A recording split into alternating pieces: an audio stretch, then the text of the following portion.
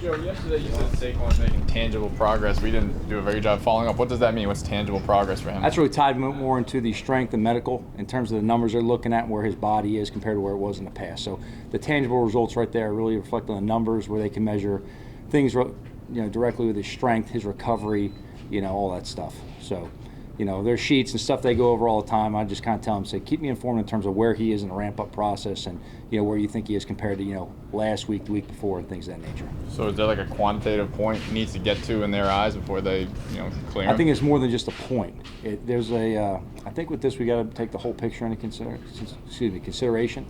There's the point physically of what he has to hit, like any player, but then there's also the measure of getting on the field and having the confidence to play at that speed. And that's just going to come with phasing him in the right way in the practice. And I've explained to Saquon, I've said this before, he's not going to go 0 to 100 when he comes back like any of our players.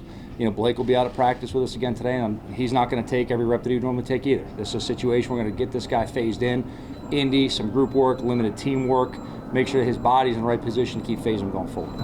Joe, with guys like Kadarius and Blake, right, you were in the protocol and you're ramping them up. Yeah. Is that, you said you learned some of this stuff from last year, what to do, but are they all the same as far as, did they have issues with COVID that now have to be rectified, or you say, I don't care if they had symptoms or anything, this is what we're doing because this is what we think is the best thing now? Well, first off, we've definitely learned they're not all the same. And everybody's affected by this virus differently and exposure to it. So even if we learned last year people were just close contacts, we have to take into account the time away from training that they've had. Whether that's 5 days, 10 days, 2 weeks, whatever it's been in different measures. We have to take into account when they haven't been training hard with us. Just like any new player we get into our program, we've got to make sure we don't assume they're ready to go, put them out there. Normally the first day, the anxiety's up, the urgency's up, they get through practice. It's the second, third day when that toll becomes a factor right there. So they're not all the same. We definitely have to consider each guy as an individual. Both guys will keep doing more than they've done in the past. We'll start doing a little bit more with Tony football-wise today. He'll be involved a little bit with some individual and some group work as we phase him on through. We'll kind of see where his body reacts today as we build him in the team going through the week. What are you looking for today? You have your pads for the first time. Okay. Well, I think the biggest thing the first day in pads we've got to stress with our team is obviously the intensity's up, the urgency's up, but we've got to make sure that we play at the prescribed tempo, that as coaches we control the tempo of the drill, and as players we don't abandon our technique and fundamentals. It's natural to go ahead and try to raise the intensity, raise the speed of the game. That happens naturally putting pads on for the first time. We've got to make sure that all things we've been working, football position, feet, hand, eyes, knee bend, are keeping the head out of contact, seeing what you hit. That's got to carry over. We can't turn around and say it's the first day of pads, handcuffs are off, and everyone just go ahead and just play as you want right there. We've got to make sure we enforce the fundamentals for the effectiveness and the safety of our players mostly. And we're going to have some situations where we say this is more live. We're going to have a lot of situations where it's more we call team tempo, where that's really thud, let the runner finish. If the runner's facing us, we're going to pop them, thud them up, then let them go ahead and finish down the field so the defensive backs can finish their space pursue and angle of entry.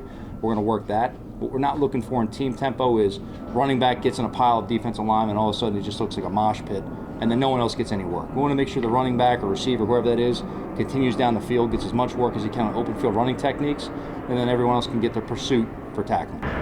Joe, you had said yesterday, you explained the idea of the tight red zone and kind of gradually moving towards the middle of the field. When the pads go on, do you go back to start in the tight areas, or do you just kind of continue the gradual? We continue with our progression. We're in the field right now. What we do a little bit differently is obviously when the pads go on, the periods become more run-centric. Now, it may be a 12-play period, and maybe it's 5 to 6 run plays, but there's more runs mixed in. When you're in shells, you're going to sprinkle a run in here or there, but it's really a passing camp at that point. You have specific run periods when you're in shells. We'll still have a run period itself where it's run, play action passes, and screens that we're going to go ahead and make sure that the players get a number of kind of short space contact and the fundamentals of those plays. But then within the team periods themselves, there's going to be more runs mixed in, so that kind of controls some of the volume they're going to have. In terms of the ramp up this week, yesterday was the shortest practice of these first 3 days. Today will be the longest. Tomorrow will be a little bit reduced. Same type of themes within the practices today to tomorrow, just a little bit less in the overall time on the field. And that's because 3 days in a row, we want to make sure we control our players in terms of what we put in a position to do. Joe, how do you think that... I'll get both, so where we at? Okay. So you had 3 players from some Super Bowl teams here yesterday. Can you care to share any interactions that you might have had with the team and what your impressions of them were when they were playing? First off, I mean, OC Kiwi and Justin coming back and talking to the team, I mean, that was huge for us.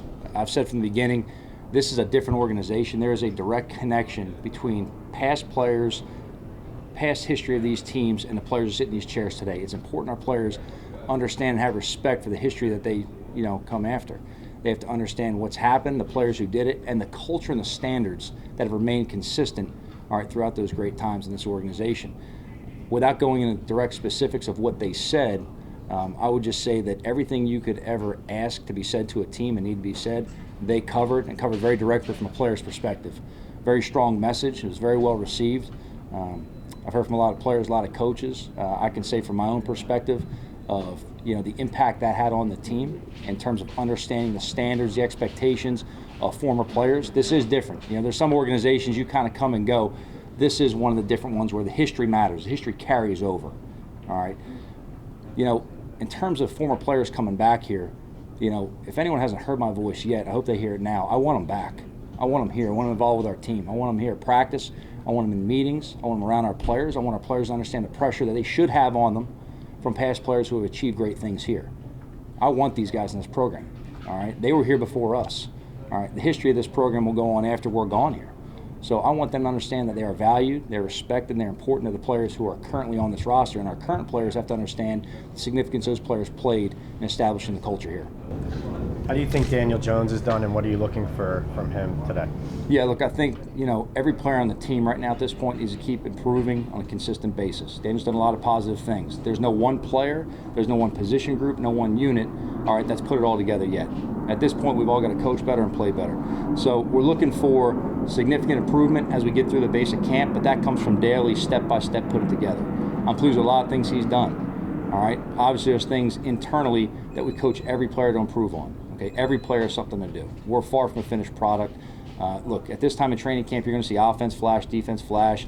Certain phases, special teams or players flash at different times.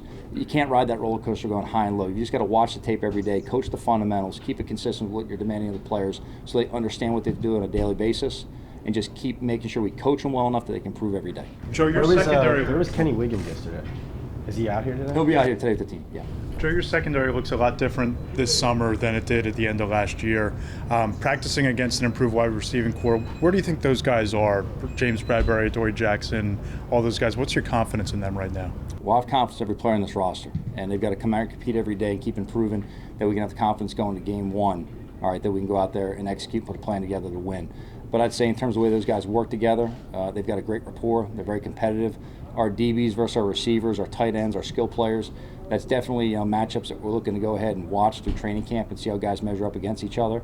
I love the way they're working right now. That being said, everyone's a far away from where we need to be. We've got to improve across the board in all aspects, all phases, every single player, every coach. We got to keep doing our jobs better. If we think right now is any measuring stick to where we're going to be, then we have no standards to live up to here. Joe, what have been your early impressions of Devontae Booker?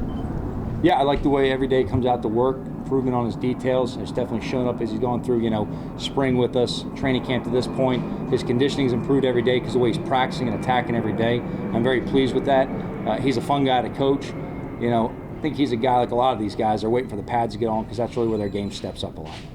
Yeah, Two more.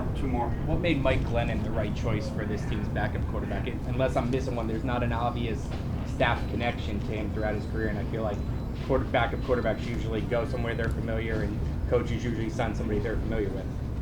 We just like Mike from knowing him in the league. He had a history, obviously, some experience, playing a lot of games in this league. He's had some production along the way. He's got a physical tool set we think will fit into our system very well.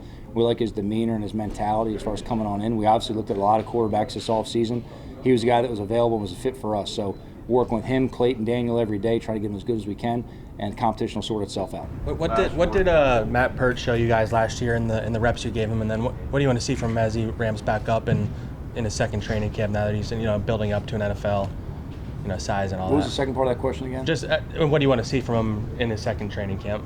Yeah, it kind of sounded a little bit like a broken record. I mean, I just want to see consistent improvement from him right now. But what we saw last year was, competitiveness, a very coachable player, and daily improvement. That was something that showed up. The first action he got last year was against Washington, that first game we had. It was kind of on short notice. He jumped on in there. We threw him out there on the edge, and he held it pretty well for us. And as we went forward, they gave us confidence to mix him through. We had a 3-tackle rotation, and he kept getting better week by week. He had a setback with an injury at the end of last year that kind of took a little bit of playing time away from him because he couldn't physically go out there and do it 100%.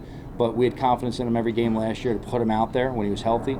And, look, right now between all of our tackles, we're looking for all these guys to keep on improving. And as many players as we have that are able to play in the game, we're going to go ahead and play them.